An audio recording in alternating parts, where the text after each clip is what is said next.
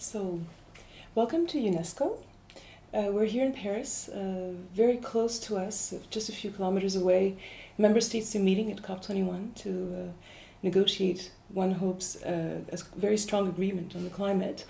And you've come here to UNESCO today to participate in the international conference Water, Megacities and Global Change, focusing on the impacts and challenges of global change in large urban areas. Now, as I understand it, in 2011 we crossed the threshold, and now a majority of the world population lives in urban centers. But I was wondering, why megacities specifically? As I understand it, megacities would be cities of more than 10 million inhabitants, is that correct? Yes. But even then we have differences in scales. For example, Paris's greater urban area is about 10 million people, but looking at Mexico or Mumbai, we have at least twice that. With me today are Jayraj Pathak, the Municipal Commissioner of the Greater Mumbai, who has an extensive experience in state and urban governance and public administration. Next to him is Blanca Jimenez, the Director of the Division of Water Sciences and Secretary of the International Hydrological Program of UNESCO, which is essentially the UN's water science program. Kathy Oak, Councillor of the City of Melbourne, Australia, and also a member of the Global Executive Committee of Local Governments for Sustainability, ICLEI. Next to me is Cynthia Rosenweig, co-director of the Urban Climate Change Research Network, co-chair of the New York City Panel on Climate Change, and also head of the Climate Impacts Group at NASA's Goddard Institute for Space Studies in New York. And last but not least, Arjun Tapan, president of Waterlinks, a regional network in the Asia-Pacific region of water service operators, practitioners, and development marketers that focuses on expanding access to urban water and sanitation services. So we were talking about what it means to manage water in a mega city. And Mumbai is a very good example. It's one of the biggest cities in the world. Could you tell us a little bit more what that entails? Yeah. I have been city manager of 3 cities in India. Mumbai is the only mega city, but the others were also 1 million city. In Western India, water supply and sewerage is a function of the city governments, while in the rest of India, there are usually other parastatals called water supply and sewerage board. I think our first pattern is better because then water supply and sewerage is directly answerable to the locally elected councillors who take very active part in it. I would say shortage of water, particularly drinking water, is a subject in the city government which can cause even massive riots in India. So this is something which this is of utmost priority.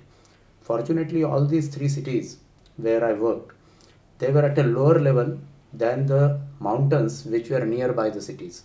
So water used to come by gravity, and the general system was to construct artificial lakes through which the water will flow to the city. But in India, as the Indian agriculture is dependent on monsoon, even the filling of these dams is dependent on monsoons. So this year there is a 20% water cut in Mumbai city. That is okay because it is uniformly applied and people are trying to store water. But the main challenge of water in Mumbai is the unpredictable very high rains, which when they coincide with high tides cause floods in the city. Mm-hmm. So the 4 months of June, July, August and September are the 4 months in which the city government has to be very vigilant about these likely floods which cause huge damages. They cause huge damages, but there are also impacts in human health, are there not? There are impacts in... Maybe you could tell us a little bit more about that. You're very familiar with the Asia region in which there are many megacities actually. Yes. Well, human health certainly is a serious impact of internal flooding, which is now happening far more frequently than it ever did.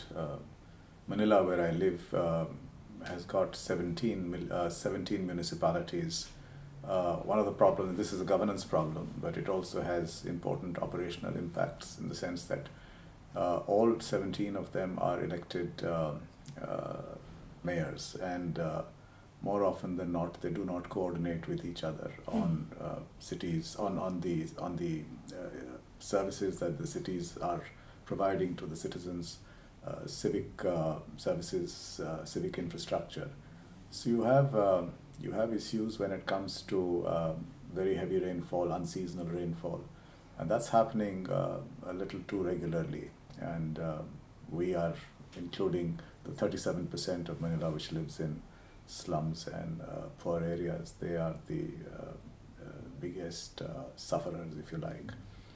Human health impacts are enormous. In fact, a recent World Bank study estimated that India loses about 5 to 7% of its GDP every year, equivalent to about $80 billion just on account of public health impacts of poor water and sanitation. What solutions do you see to address this problem? Solutions, you were saying there's yes. no coordination between the the mayors, for example. that in a city like Manila has been sorted out in terms of the water services. It's one of the best examples in Asia where the water supply assets are held in public trust but have been concessioned out to private concessionaires. So we're very fortunate in Manila to have 24/7 service with 100% coverage of the city population, and the urban poor in Manila actually get very clean, drinkable water from their taps. And there are no complaints about tariffs, there are no complaints about water quality. We're extremely fortunate, but this is a rare megacity. Yes. So you basically achieve access. Yeah, so once you've got 24/7 access to everybody at rates that they can afford, and you've got good water quality, you don't have a public health issue. So if you look at the numbers, they really have declined in terms of poor public health as a result of waterborne disease. Well, no, I was reflecting on the plenary this morning, and I think it was Maud who mentioned, it's not, climate change is not just about fossil fuels, it's about the abuse of water, I think is her term, and the health consequences of not managing water alongside our mitigation measures around climate change it's essential, because it's not just about sanitation, it's also about the heat of our cities as well, and how we manage water goes hand in hand with how we're adapting our cities. So how we're capturing the water is important, and how we're sanitizing the water is important. But then we need water for greening our cities as well. So the urban heat island effect, where cities are so much hotter already, and they will be more so in the future, having enough water to water the trees that will be essential to lowering the temperature in our cities is a really important part of the city's discussions around budget as well. And even from the city of Melbourne, from a wealthy country, a developed country, a small and not mega city, we have great plans for our urban canopy, but it took us, we remembered at the right time, but we'd almost forgotten about the water budget. You need to factor in how much money you need to actually water the urban greening as well. So I think that on top of the water sanitation issues and managing stormwater for flood risk, you also have to look at water as essential to cooling the city as well, and that's with how we keep our trees and our urban canopy alive as well. Of course. And I imagine that even in a broader scope, you're talking about the urban environment, but in order to supply water to very concentrated populations, I read that, for example, the city that supplies New York can come from 200 kilometers away. The city that supplies Mexico can come from over 100 kilometers away. I imagine that entails environmental impacts outside of the city as well. I was wondering how New York City or Mexico were addressing how... You go first. Do Mexico and then New York. I found it interesting to see that, so the water can travel up to 200 kilometers from New York City to the user, but then it travels over 12,000 kilometers in the treatments after it's been used. Yes. Can you tell us more about that? Surely. Well, the New York City water system is famous for historically being in place since the 1840s. And the water resource managers in the 1800s realized that in order to make the water safe for people living in New York City, they had to make an alliance with the people living upstate in New York, and so that they would protect their ecosystems. And that started in 1840. And when we climate change scientists started working with the New York City Department of Environmental Protection, that's what it's called, by the way. That's the water managers are called, the Department of Environmental Protection. What we found was that the water managers today have that same goal of thinking 100 years in the future. And that's why they came to the climate change scientists and said, we want to look at the entire system from the water supply up 200 kilometers beyond the city, the mechanisms that carry it, the use of the water and the reduction of the water that's needed, and then the actual use and wastewater treatment and eventual flushing of the water into our coasts. So each one of those parts of the water system have to be taken into account.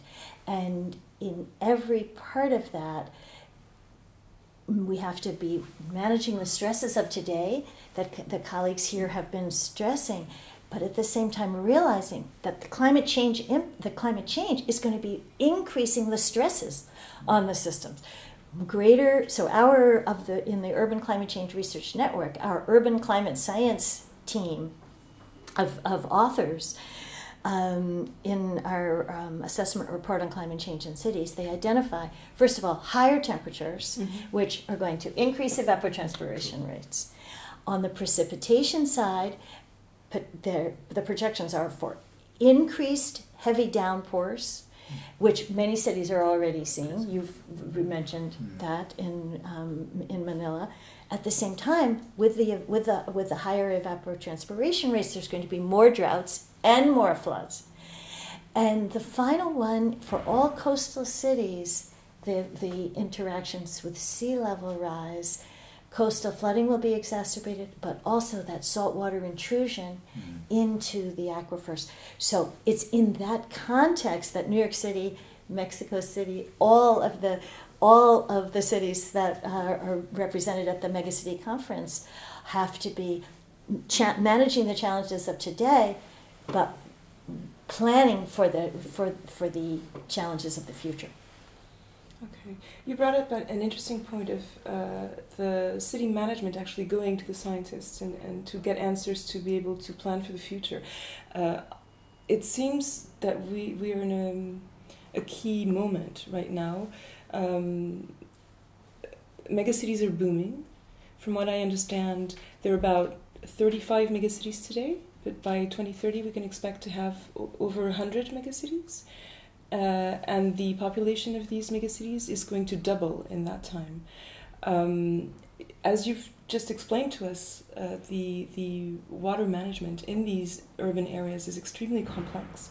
And what you're basically saying is that climate change is going to further complexify the management of that in that context. Exactly.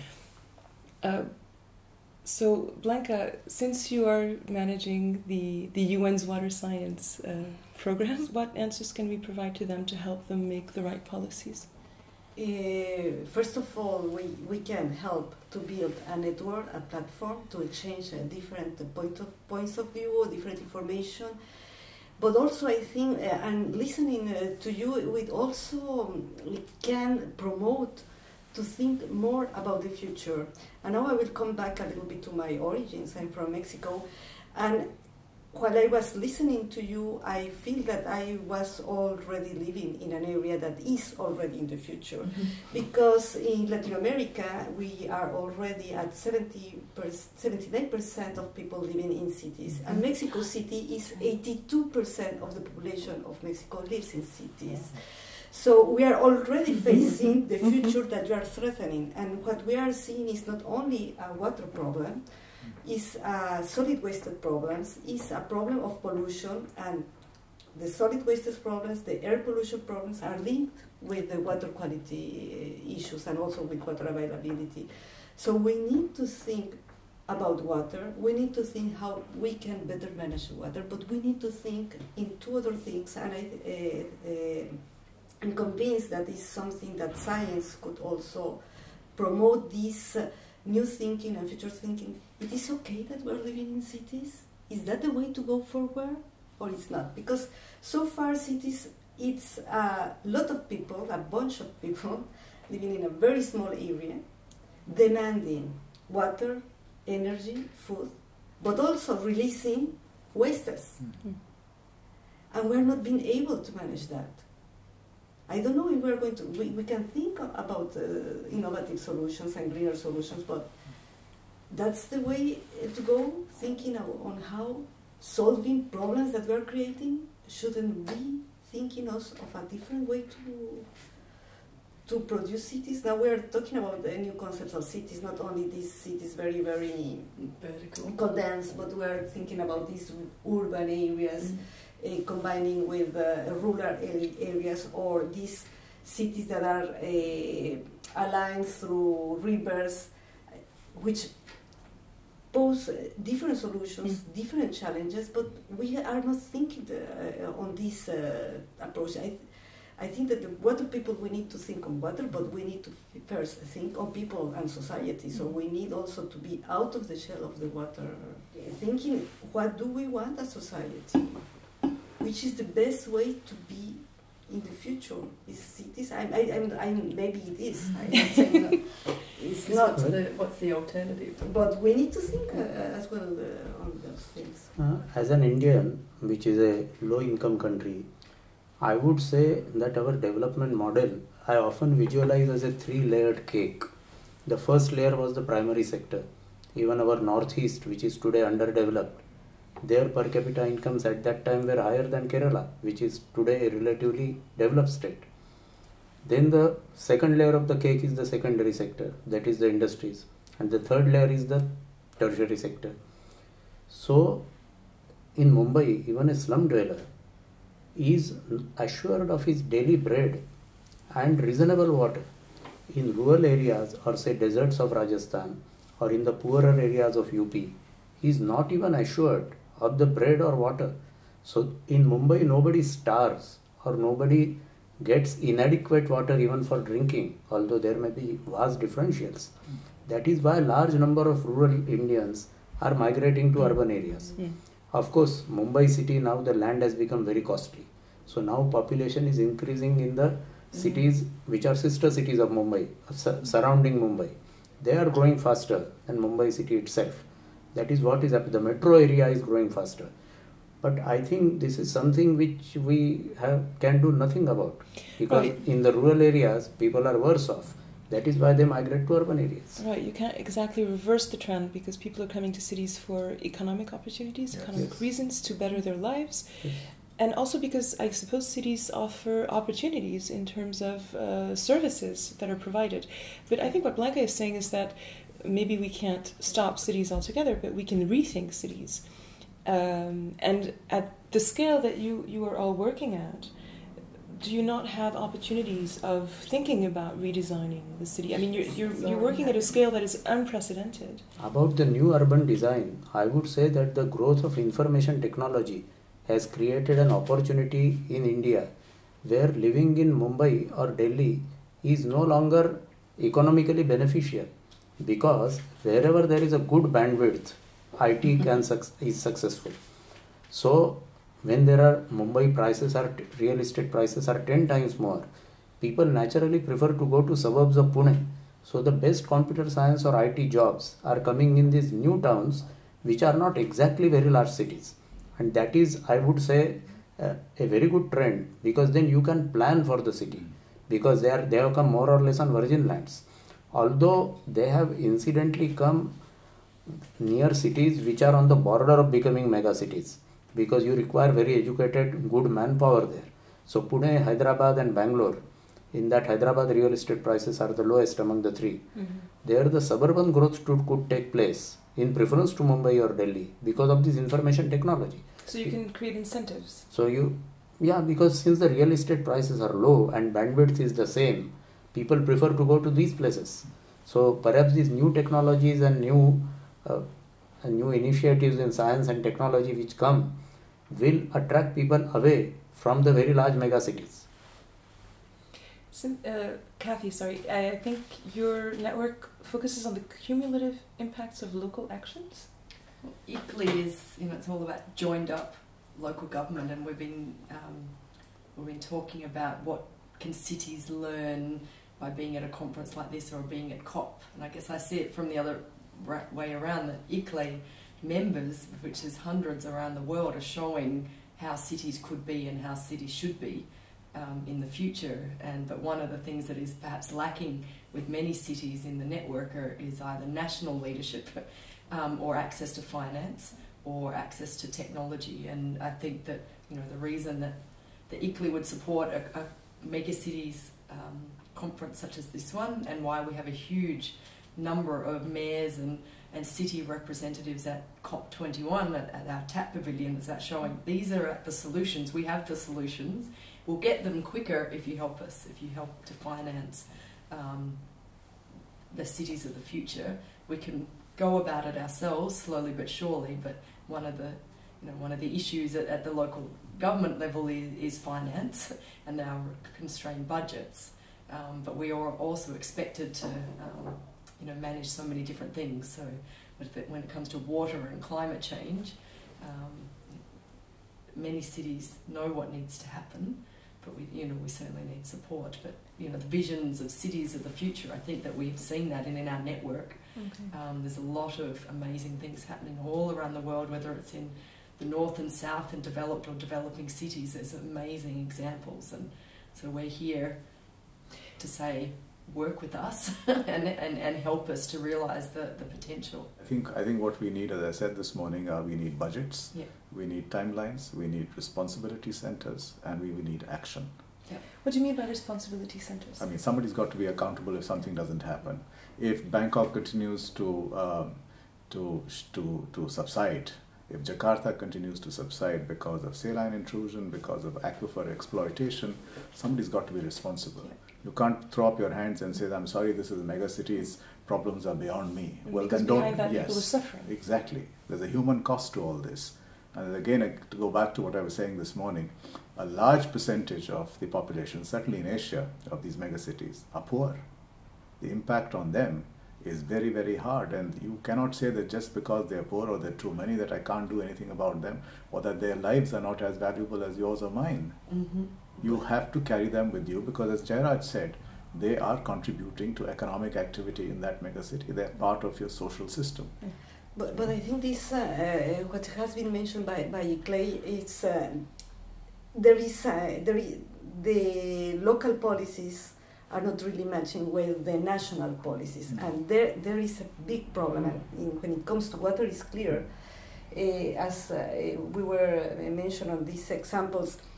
We need to invest as well in rural areas. We need to invest in cities on the problems. We need to have vision, but the problem is that these challenges at the local level and at the national level is not replying to these local needs. So one way to do it is through these networks and using organizations like UNESCO, which is more at the national level, to try to raise awareness and to convince policymakers to apply practical solutions, to invest on what is needed for the future, so the local people, the people at the local level, can see solutions. Because we know which are the problems, we know which solutions that we can have, but we need funds. We need to start acting. Exactly. Start acting. Yep.